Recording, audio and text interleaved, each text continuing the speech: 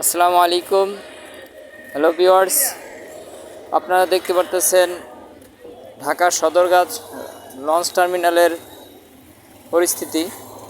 আমি বর্তমানে ঢাকা সদরঘাট লঞ্চ টার্মিনালে অবস্থান করছি। এই যে আপনারা দেখতেছেন বরিশালের অনেক বড় লঞ্চ, এটা হচ্ছে পারাবত 18, বরিশালের সর্ববৃহৎ লঞ্চ আপনারা দেখছেন।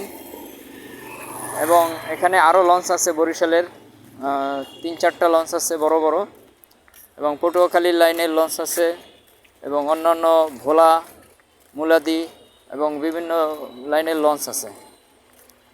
আজকে ঈদের পরের দিন, তারপরও মানুষের অনেক চাপ। দেখেন মানুষ এখনও ঘরে যাচ্ছে। এই যে দেখেন সুন্দরবন 16 লঞ্চ বরিশালের, খুবই চমৎকার এবং খুবই বিলাসবহুল একটি লঞ্চ। এই দেখেন এখানে আছে প্রিন্স আওলাদ 10 লঞ্চ, এটা অনেক বড় লঞ্চ।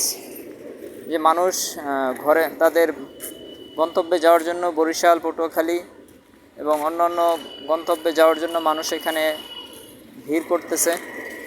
মানুষের অনেক চাপ আছে আজকে ঈদের পরের দিন, তারপরও অনেক মানুষ, প্রচুর পরিমাণে মানুষ তাদের বাড়িতে যাচ্ছে। তো ভিউয়ার্স, আপনাদেরকে আমি ঈদের পরের দিনের আপডেট জানাচ্ছি যে ঈদের পরের দিন সদরঘাটের কী অবস্থা এবং মানুষ কেমন চাপ, মানুষ কিভাবে তাদের পরিস্থিতি কী, সে বিষয়ে জানানোর জন্য আমি আসলে এই ভিডিওটা করছি। আপনারা নিজেরাই স্বচক্ষে দেখতে পারতেছেন ঈদের পরের দিনের ভিডিও।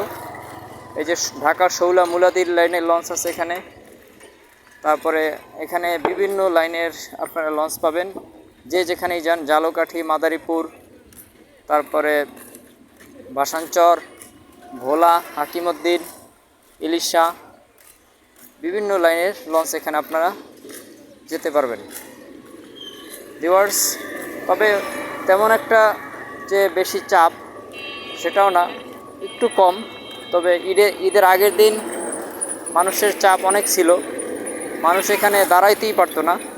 তো বর্তমানে এখন একটু কম চাপ, যেহেতু ঈদ শেষ হয়ে গেছে। ঈদের পরের দিন এই যে দেখেন ঢাকা বেতুয়া চরফ্যাশনের লাইনের লঞ্চ আছে এখানে, তারপরে মনপুরার লঞ্চ আছে MV ফারহান 10।